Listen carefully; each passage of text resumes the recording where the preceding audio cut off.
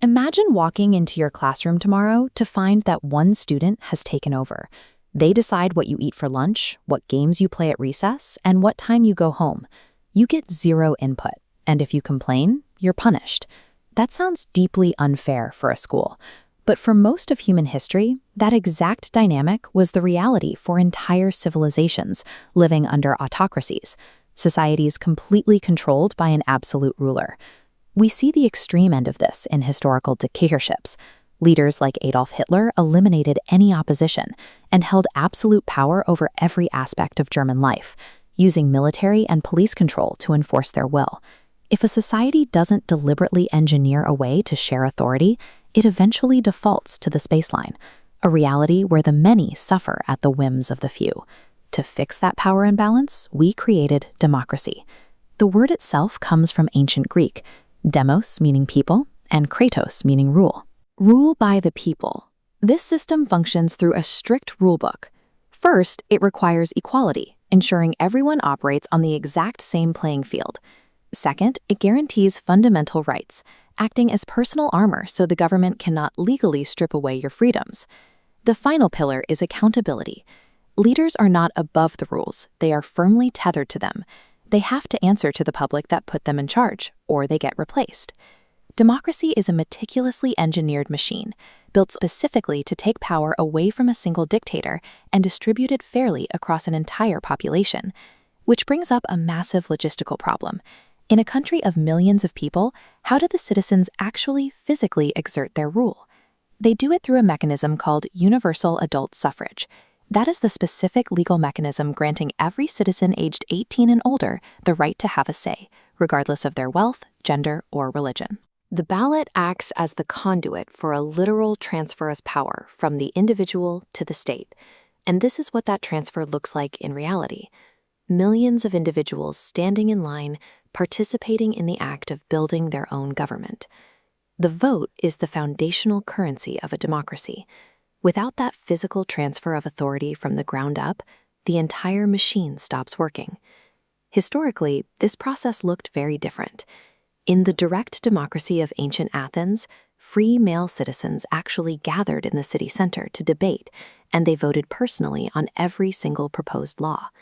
That works for a small ancient city, but try doing that in a modern megacity. You can't ask 10 million people to stop what they're doing and vote on a budget before they go to work or drop their kids off at school. To solve for scale, we use representative democracy. Instead of voting on every issue, citizens elect specific officials whose full-time job is to study the issues and make decisions on their behalf. When you elect a representative, you aren't surrendering your power, you are delegating it, allowing a massive, complex modern society to actually function. Once a country elects those representatives, it has to decide what kind of house they will operate inside, and different democracies use very different blueprints. In a presidential democracy, like the United States, the people vote directly for a president to run the government. That president operates completely separately from the legislature, which writes the laws inside the Capitol building. But in a parliamentary democracy, like India, citizens elect members to the parliament.